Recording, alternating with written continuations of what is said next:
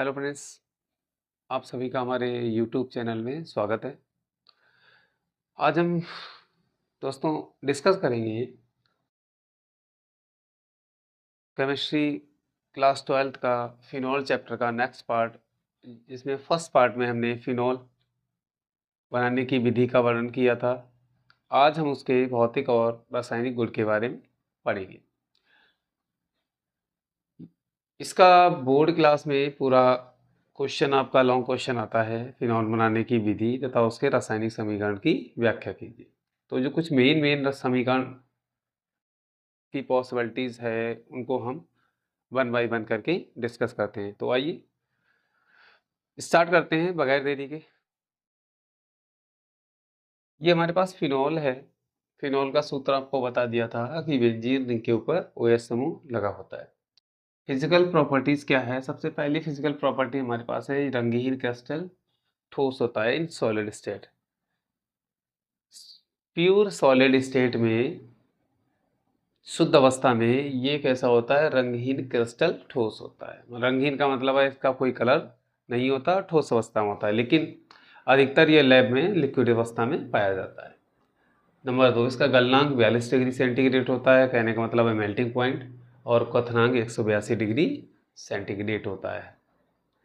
इसकी गंध तीक्ष्ण विषैली होती है, मतलब इसको अगर आप सूंघेंगे तो आपको विषैली गैस पता लगेगी, बहुत तेजी से आए। जल तथा कार्बनिक विलायकों में विलय है, मतलब जल और जितने भी कार्बनिक सॉल्वेंट होंगे उनमें ये पूर्णतः विलय है। क्यों विलय है? क्योंकि इसमें पाई जाती है हाइड्रोजन बॉन्डिंग। अब बात करते हैं केमिकल प्रॉपर्टीज की। केमिकल प्रॉपर्टीज क्या होती हैं? रासायनिक समीकरण। ये दो प्रकार की समीकरण को शो करता है। एक तो OH समूह की अभिक्रियाओं को, दूसरा होता है हमारा इलेक्ट्रॉन स्नेही अभिक्रियाएं। ठीक है, तो दोनों पहले हम पढ़ते हैं OH समूह की अभिक्रियाएं कैसे इसमें परफॉर्म करेंगे। OH समूह की अभिक्रियाएं दो तरह से करवाई जाती हैं। एक तो होता है एथिल अल्कोहल से असमानता वाली अभिक्रियाएं, यानी कि पीछे चैप्टर हमने एथिल अल्कोहल पढ़ा है, उसमें जितनी रिएक्शंस कराई हैं उनसे बिल्कुल अलग होंगी। और दूसरा पार्ट हमारे पास होगा एथिल अल्कोहल से समानता वाली अभिक्रियाएं। तो पहले है एसिडिक प्रॉपर्टी, अम्लीय गुण। इसका क्या होता है? फिनॉल का फिनॉल अम्लीय होता है, सबको मालूम। इसका स्ट्रक्चर भी आता है रेजोनेंस स्ट्रक्चर के रूप में से शो करना पड़ता है, वो आगे बताएंगे। हमारे पास फिनॉल है। फिनॉल का सूत्र हम स्ट्रेट चैन के रूप में लिख लेंगे, C6H5OH NOH से अभिक्रिया करा देंगे सोडियम हाइड्रोक्साइड की उपस्थिति में। अब देखिए, इसको अभिक्रिया कराने, इसको थोड़ा आपको सीधा करके लिखा था, इसको उल्टा करके लिख लो, आसानी रहेगी। OH और NaOH होता है, तो यहाँ से हमें आसानी ये रहेगी कि यहाँ से हम इसको जल मॉलिक्यूल्स को यहाँ से आसानी से निकाल पाएंगे। तो हमने जल मॉलिक्यूल्स को निकाल दिया, तो हमारे पास बचेगा C6H5ONa। तो हमारे पास बचेगा C6H5ONa, इसको बोलते हैं सोडियम फिनॉक्साइड।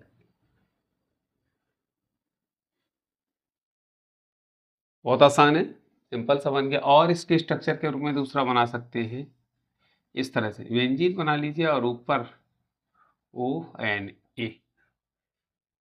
दोनों फार्मूले सेम है, आप कोई सा भी फार्मूला बना सकते हैं।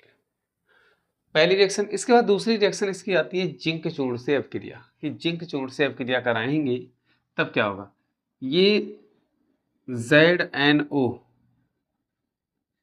अलग हो जाएगा, जिंक ऑक्साइड, और हमारे पास केवल बेंजीन बन के तैयार हो जाएगा। एक हाइड्रोजन ऊपर शिफ्ट होगा, इसीलिए उसी को इसमें इंक्लूड कर लेंगे, और ये संरचना हमारी बन जाएगी किसकी? बेंजीन की। ठीक है, जब भी जिंक से अभिक्रिया कराई थी तो बेंजीन हमें प्राप्त होता है। और इसका जो सूत्र होता है वो होता है C6H6 होता है। नंबर 3 इंपॉर्टेंट है, फेरिक क्लोराइड से अभिक्रिया। इसका टेस्ट भी किया जाता है, फेरिक क्लोराइड टेस्ट। फिनॉल के लिए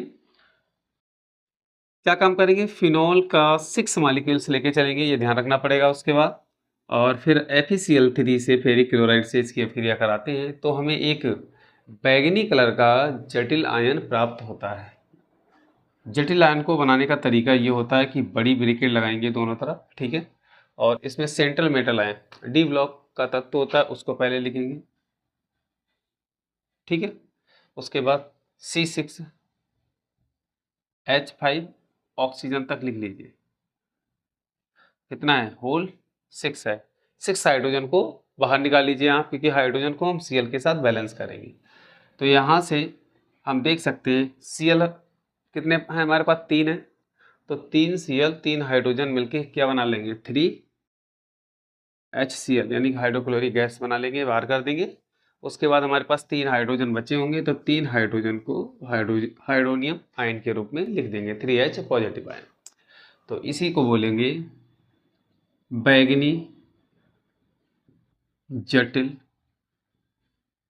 आयन। इस केस में हमारा एक बैंगनी कलर का जटिल आयन प्राप्त होता है। अब बी पार्ट है एथिल अल्कोहल से समानता वाली अपक्रियाएं। जो हमने एथिल अल्कोहल वाले चैप्टर में पढ़ी है वही अपक्रियाएं पढ़ेंगे। PCl5 से अपक्रिया बहुत जानी मानी अपक्रिया है, इसके लिए ध्यान रखना पड़ेगा आपको कि एक जो प्रोडक्ट होता है वो निकलता है POCl3, फास्फोरस ऑक्सा क्लोराइड। कितने हैं Cl इसके पास? 5 हैं, तो 3 Cl बाहर निकल गए। फिर हम क्या काम कर सकते हैं? H और Cl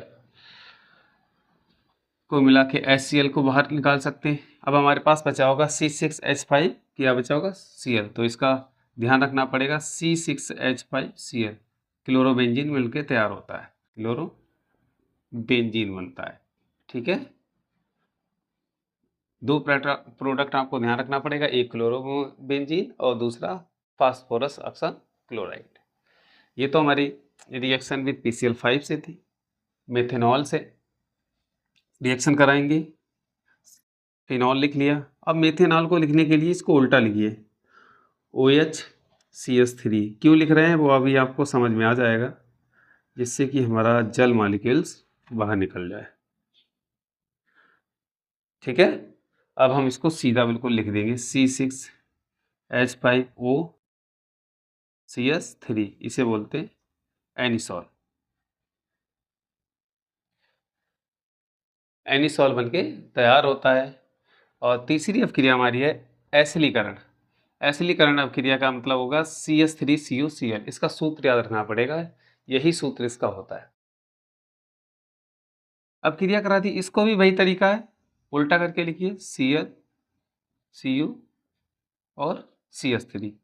जैसे उल्टा करके इसको लिखेंगे तो यहाँ से हमें बिल्कुल सीधा दिख रहा है, HCl को बाहर निकाल लीजिए। तो बाकी सभी को जोड़ के लिख लिए, C6H5COOCH3 मेथिल एसीटेट। दोस्तों वीडियो में बस इतना ही, केवल हमने OH समूह की अपक्रिया के बारे में पढ़ा। इससे आगे की अपक्रियाएं जो होंगी वो हम आपको नेक्स्ट लेक्चर में पढ़ाएंगे। तब तक के लिए thank you and have a nice day.